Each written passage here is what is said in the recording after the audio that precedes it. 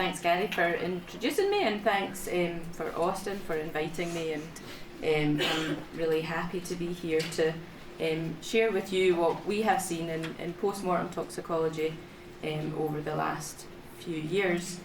A bit about who I am. So like Gary said, I've been around in post-mortem toxicology for a number of years.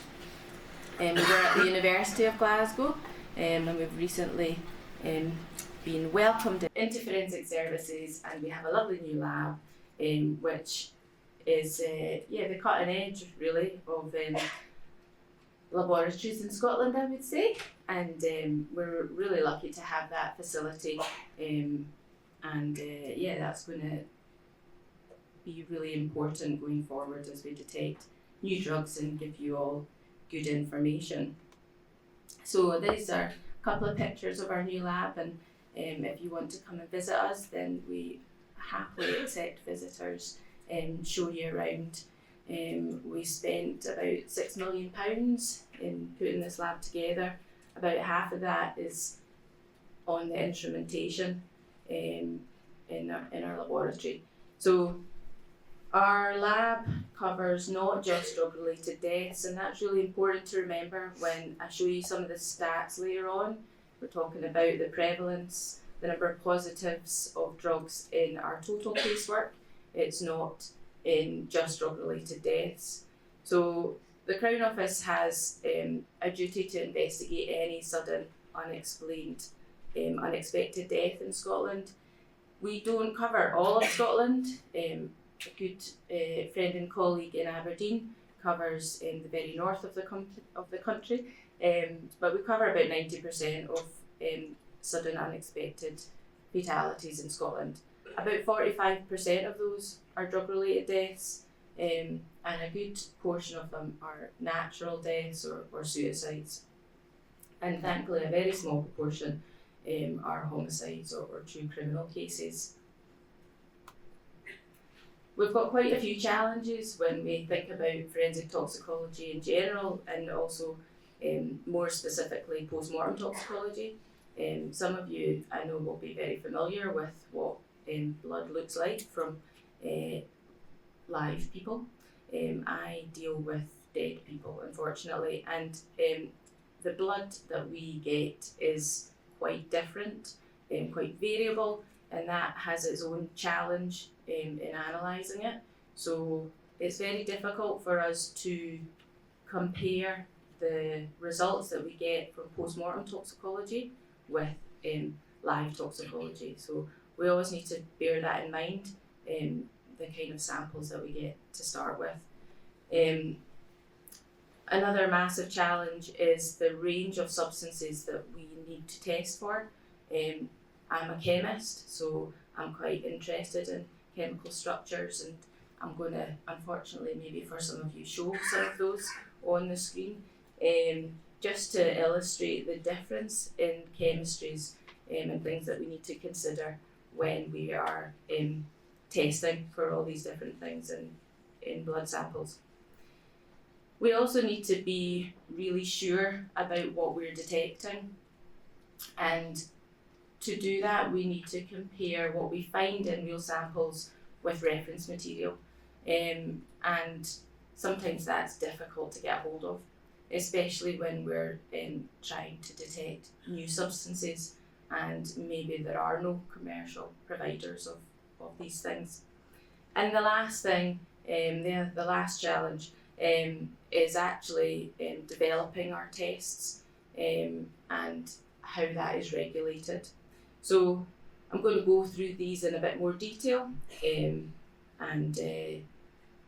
can discover a bit more about them. So biological samples, the samples that you can get from in hospital maybe are quite different, as I said. The picture there, which is a bit dark unfortunately, it's a gel separator tube. So that's the kind of sample that you might get taken in hospital, and the gel separates out the serum. Sometimes we get these samples if somebody's been in hospital prior to to dying, and we'll get these samples along with samples taken at autopsy. The problem for us is that over time drugs can absorb into the gel, and so when we test the serum samples we might get lower concentrations than were actually present at the time the sample was taken, or they might be negative. So these are the kind of things that we need to consider. We also get a variety of random samples, and that really is dependent on the circumstances of the fatality, and potentially how decomposed that individual is. So we will, and the pathologists will really try our best to get as much information as possible on a death, and most of the time we will receive blood and urine, but even that could be very variable, and in other cases we can receive all these other things that I'll not point out. When we have that relatively complex matrix, we need to clean that up, and that in itself is quite a process, and we need to take a bit of time developing that and make sure that we're not losing any information, and we're getting as much as we can out of that sample. That'll take a bit of time. It's not an on-the-spot test, so people are sometimes surprised by the amount of time it takes us to generate a full toxicological analysis, and that is because of the complexity of the samples that we're dealing with. It's unfortunately not like CSI, where we can just take our sample, inject it on the machine and get the results out at the end. I think I'd be out of a job quite quickly if that were the case. So we need to do quite a bit of sample cleanup before we can put them on our fancy instrumentation. And these are some nice chemical structures for you. So we've got very small molecules like GHB, which can be quite volatile and quite difficult to analyse in some respects. Much larger molecules like sildenafil. We've got chemicals with different properties, acidic in nature, basic in nature, and then morphine. I don't know if anybody knows what amphoteric is. I'm not looking at Lindsay or Jane, but amphoteric means that it can be both acidic and basic. So that causes us problems when we try and extract these drugs from our blood sample. So we need to really have a good understanding of what we're looking for, and when we're talking about unknown drugs, then we don't know exactly what properties they're going to have. So that's a bit of a challenge.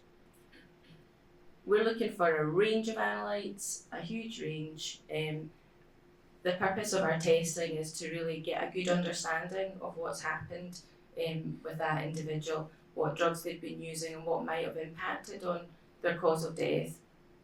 So we're looking at over-the-counter medications they may have been prescribed, or maybe they've taken their family's prescriptions, controlled drugs obviously, the metabolites, so the breakdown products of all of these drugs are really important to give us a sense of timing of when they've been taking these drugs.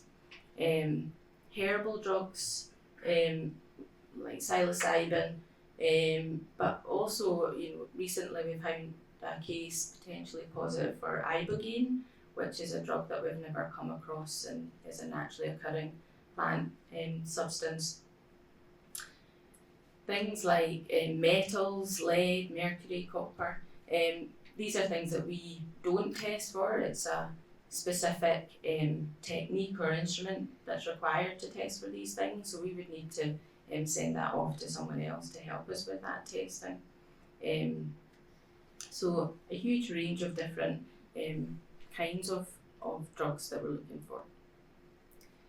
And you only have to look at recent reports from the UNODC or the MCDDA to know the number of new drugs that are available out there, and it always scares me when I see the number of new drugs detected, and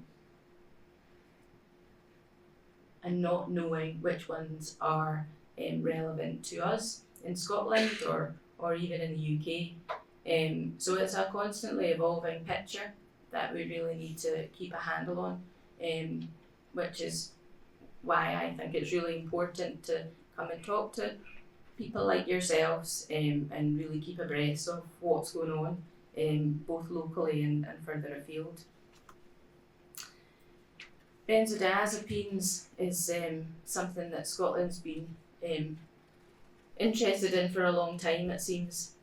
So it's one of the largest classes of prescribed drugs worldwide. So there's a lot of benzodiazepines available that are pharmaceutically made. That's a list.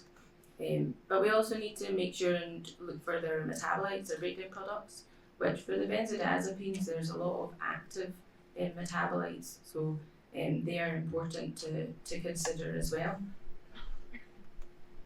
And then the ever expanding list of illicitly available benzodiazepines. And they are just the ones that we know about. There will be more that have been added to this list since I last wrote it. So it's really difficult for us to look for absolutely everything. We need to look for the most common and be aware of what's potentially out there. A very simple diagram just to show the kind of what our very expensive instrumentation does. We've got a very complex mixture that we need to separate out, so we use chromatography to separate that out, and then we use mass spec to really look at each of those substances and give a fingerprint-like identity to each of those. So I guess what I'm trying to get across is there's a lot of science and complexity that goes into developing these tests. The availability of reference material is something that as a field we often struggle with. We work closely with a lot of suppliers to make sure that they can give us what we are needing. You know, they're very good at looking at reports from the MCDA or UNODC to look at what is the next thing that's going to be of concern. But if we don't have that available to us, then for us, when we are reporting substances, our reports could all end up in court, and so we need to be clear about if we're 100% sure that it is what we think it is.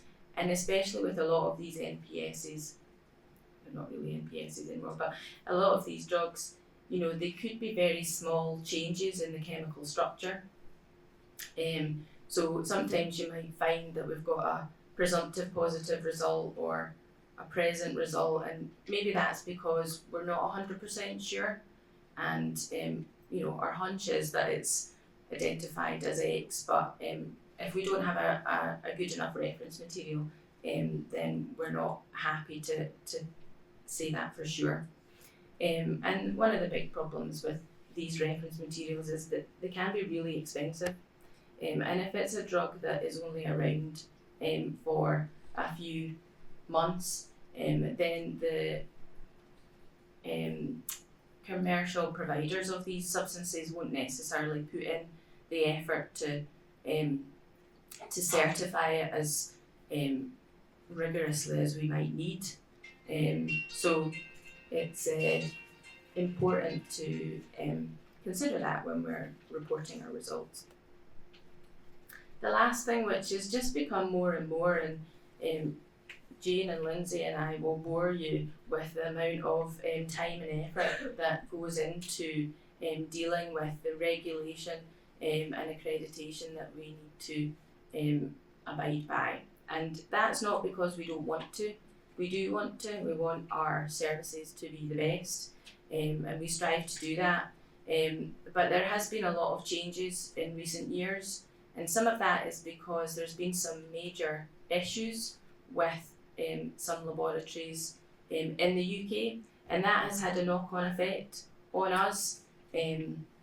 So we are accredited to the 17025 international standard. On top of that, UCAS, which is our accrediting body, have released another set of guidelines called Lab 51, which is meant to be a clarification of 17025, but which Jane and I think, are agreed seems to be an additional set of rules. There's the Forensic Science Regulator, which doesn't have jurisdiction over Scotland, but we as scientists are keen to stand up to their kind of scrutiny as much as possible as well. So in recent years, there's been more and more focus on ensuring that our testing is really fit for purpose and stands up to scrutiny. So each laboratory must develop their own tests. We need super scientists to do that. We can't just go and buy something off the shelf. We need to spend a lot of time and effort and expertise on developing a test specific for our needs and our samples. We need to validate that, show that it's working, get that approval, and ultimately have that accredited by UCAS. So there's a lot of work, a huge amount of work that goes into that. In postmortem toxicology, we don't have any legislation that impacts on the scope of our testing. So we really want to test for as wide a range as possible. And it's important for us to quantify those drugs as much as possible as well.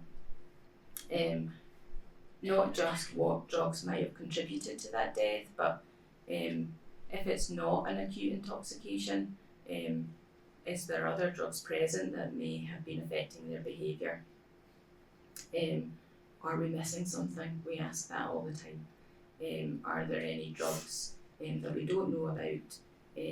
Especially if the circumstances all point to drugs being involved and we don't find something, then the balloon goes up and we're asking everybody what else could it be. So what do we see in our cases? Of no surprise is that mostly what we see are respiratory depressants, and usually all of these at the same time, to be honest. Mirtazapine is our most common antidepressant. Unsurprisingly, paracetamol, and I'll guess a lot of that will be not prescribed use, but normal use, but potentially cutting agents, I guess, as well. And cocaine is certainly the drug of increasing concern. So, bearing in mind that this prevalence data, only half of our casework is, or less than half of our casework are drug-related deaths. So some of the morphine, for example, you'll see in here, might be prescribed morphine, may have been in hospital. The 6-MAM is indicative of heroin use, but I found it quite interesting that the prevalence of 6-MAM, which is a metabolite of diamorphine, is going down, and going down at a greater rate than the morphine. Is that an indicator of more delayed deaths because of more polydrug use? I don't know, a hypothesis. Looking at Valium or street benzos, whatever you want to call them, this is just over the last 10 years. You can see the Etizolam increasing and decreasing dramatically, with Bromazolam overtaking that. So in line with what Jason's seen and everybody else has seen, I'm sure. Interestingly, gabapentin used to be more prevalent than pregabalin, and that's certainly seen a shift over to pregabalin, and that seems to be increasing still. And diazepam, there's obviously prescribed use of diazepam, so some of that will not be illicitly obtained Valium. Everybody's interested in nitazines, so this is really up-to-date information on the nitazines that we've found across Scotland. So I pulled this data up until the end of April that we've tested. So our turnaround times at the moment are 4 to 5 weeks, so it's pretty good data. It also includes Duncan's data from Aberdeen, so this is Scotland wide. I've split it into, so SFIU is the Scottish Fatalities Investigation Unit at Crown Office. So SFIU East will cover Edinburgh, North will include Dundee, and West includes Glasgow. So you can see, we started detecting it in 2022, and we've certainly had a peak in the first quarter of 2024. But we'll see how the rest of 2024 goes. Is it going to get worse? Or obviously that's incomplete data for quarter 2. And we're testing for 4 specific nitazines, so there are more around, and certainly one of our tasks is to add to that list of nitazines. But we need to be mindful of what's around locally, what's most likely to be in use, and how much effort and resource we put into that. It's nice when we get together with other scientists and we all agree that we're all seeing the same things, and I seek comfort in that.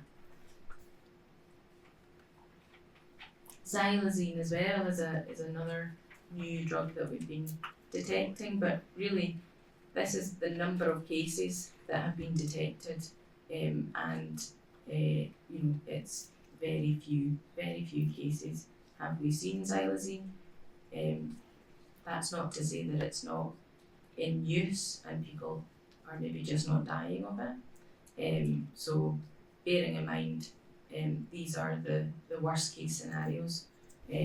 So xylazine we have found, but not in huge numbers. Cocaine as well, we've just seen a huge increase in the amount of cocaine that we see. I have split the 2 charts into cocaine itself, which breaks down really quickly. So in most cases of cocaine positive cases, we don't actually see cocaine, we see the metabolite. So the fact that we're seeing more and more of the parent drug itself, we know from Nora's information as well that there's more injection of cocaine. It is quite interesting how it's in every chart. One thing that we have noticed is increasing methamphetamine use. There was a time when we never saw methamphetamine, and I really wondered why we even tested for it, because we never saw it ever. And now I've seen a few in the last few months, and that in itself is very unusual. So I've just plotted amphetamine, MDMA, and methamphetamine there, and you can see the same dip for amphetamine and MDMA in 2021. But methamphetamine, really small numbers, but seems to have been sustained, and we'll need to keep an eye on that. So in conclusion, definitely a strange dip in 2021, but from since then it seems to all prevalence of drugs seems to be increasing. The reduction in 6-man prevalence, I suspect it is related to the amount of polydrug use and just an indication of more delayed deaths rather than sudden deaths from heroin use. And we have detected 4 different nitazines in Scotland, but are we going to see an increased trend, or are we past the peak? It's very difficult to say.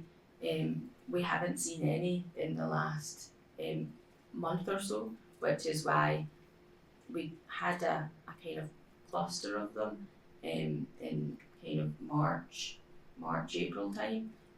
So I've noticed that we've not seen any really in the last month or so. And one thing to really emphasise as well is that there are no nitazines only deaths. So every time we've detected a nitazine, it's in combination with other drugs. And we're still learning what these nitazines do, the significance of them. We're finding very low concentrations. Low concentrations don't necessarily mean insignificant, but they're always in combination with a number of other drugs. So is our detection of them just showing how great we are at detecting new things, or are they actually adding to the fatal effect? We don't know. And we are seeing xylazine, although it's quite sporadic. We often see it with nitazines, so they're often in the same positive in the same case. Is this the initial signs of increasing methamphetamine use? And will bromazolam replace etizolam completely? We certainly see etizolam still, but it certainly seems to have swapped in prevalence with bromazolam. So a huge number of challenges for us, but first is understanding that you have a problem, and then we can figure our way out around that. And that's everything. Thank you very much.